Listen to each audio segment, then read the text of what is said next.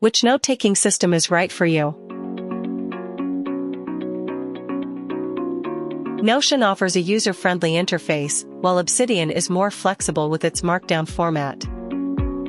Notion's database serves as the central hub, with blocks offering flexible content and multiple views for different perspectives.